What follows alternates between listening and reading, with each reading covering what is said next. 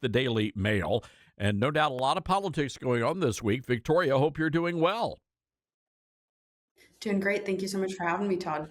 Victoria, just really curious, to get your take. We've seen these. It's really a surge of nationalism, people being proud of their country, and I don't know. It did my heart good to see what happened over in England over the weekend.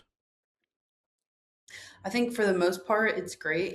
They've had some issues with people being able to express their free speech over on the other side of the pond. And so I think it's good to see people taking to the streets in this way. For the most part, the government not getting in the way of it. It's fascinating because there was some reporting out over the weekend. 13,000 people in the UK have actually been arrested for something they wrote on Facebook or X. It's just insane, the crackdown on free speech over there.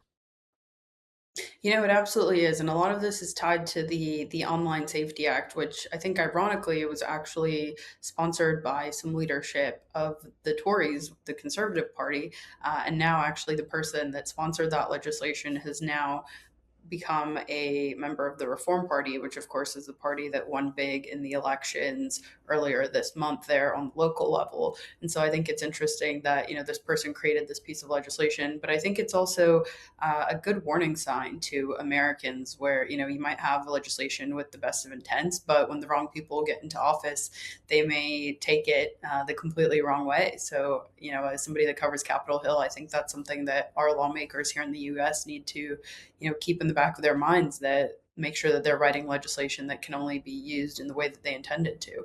I do want to switch to what's happening on Capitol Hill, and you're up there. You see all these things happening in real time.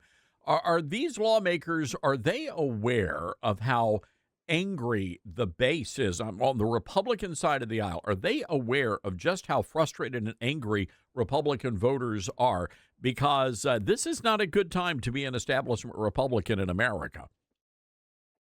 Absolutely. I mean, they're frustrated for a number of reasons. Of course, when we talk about the base, you have things like the Save America Act, you have things like the FISA reauthorization, which is working its way through on Capitol Hill right now. They see a Republican Party that controls all three branches of government here in DC, in the nation's capital, and they don't understand why their priorities, which they also believe are the president's priorities, are not getting accomplished by our lawmakers. When you look, for example, at what happened over the weekend, Senator Cassie, I don't think that was much of a surprise. Were people, do you think people were surprised up on Capitol Hill at how badly he got defeated? Well, Cassidy himself told me earlier this month that he planned to win. The thing that prompted me asking him that question was actually a poll a few weeks ago that had him in third place behind Fleming and Letlow. And, that poll ended up being prophecy, where that's exactly what happened. Cassidy didn't even make the runoff. And, Cassidy, of course, is the one that voted for, the impeachment of President Trump, which of course angered a lot of Republicans, including the president himself.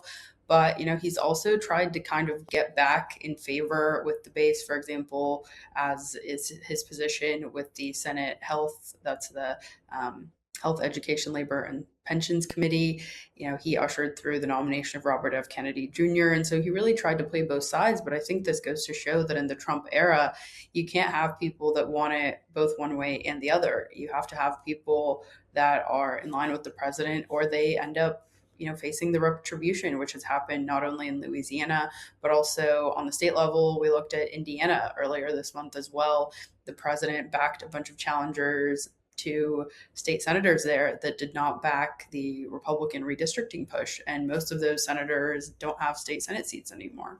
And of course, now you've got Thomas Massie on the hot seat. Man, has that turned? I mean, it went from just being, hardcore politics and being opposed to President Trump to now scandal involved with all of these salacious things. What can you tell us about that?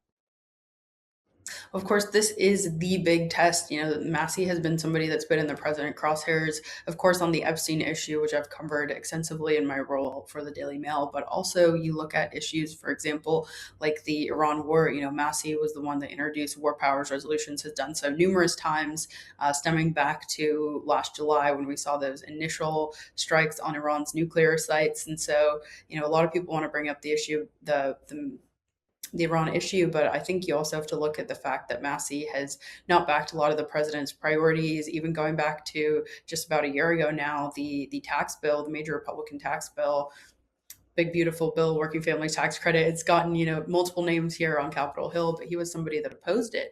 And so, when you talk about people that want to view themselves as fiscal conservatives, limited government Republicans that want low taxes, it's hard for him to make that issue when he didn't support that legislation. As a matter of fact, President Trump earlier today posting on True Social, the worst congressman in the long and storied history of the Republican Party is Thomas Massie. I would have thought it was somebody else, but he's going with Massie. He is an obstructionist and a fool. Vote him out of office tomorrow, Tuesday. It will be a great day for America. And Massie, at least in some polling I've seen, is trailing. So the incumbent could be going down tomorrow. How are things looking? What are you hearing? Well, this, of course, is the big test of how much does the president's endorsement weigh, as well as outside money. That's been one of the things that you look at here. There's been millions of dollars spent to oppose Massey and back his Trump-backed challenger, Ed Gallerin. But I actually had the chance to go to Kentucky last fall and, attend a number of Massey's events where he really did seem to be pretty well liked by the people in his local area. And so I think it's interesting where, I've seen polling as well that shows Massey trailing, but I also think it's pretty hard to do that polling on a geography like northern Kentucky. He covers multiple media markets. In that corner, he covers both into the Louisville and the Cincinnati media markets. And so that's definitely been an expensive race for the president and his allies to play in. But of course, it all comes to a head tomorrow. And, I think the world will be watching. Victoria, real quick, before we let you go, I'm just curious about Majority Leader John Thune and the unwillingness among Republicans to publicly call him out or condemn him for standing in the way of the Save America Act. Why do you think that is? Todd, that's a good question. I think it's the fact that he has to juggle multiple priorities at the same time. And so I think that's kind of one of the issues that he has to deal with is that, he's got both his legislative priorities as well as other additional pressures from the president. But, he's also watching his back in terms of the campaign, right? Like, for example, we were just talking about Cassidy. He backed Cassidy both for the committee chairmanship, which he holds, as well as in this race lots of the establishment Republicans tried to back him. And so, I think he's got definitely not an enviable job. I think it's one that few people would want up here on Capitol Hill. But I also think it goes to show the importance of, in these midterms, making sure that the people that are aligned with the president are the ones that are getting these nominations, just like we saw with the Louisiana results earlier this weekend as well. All right. Well, Victoria, we're going to have to leave it there. Victoria Churchill, everybody, a U.S. political reporter at the Daily Mail.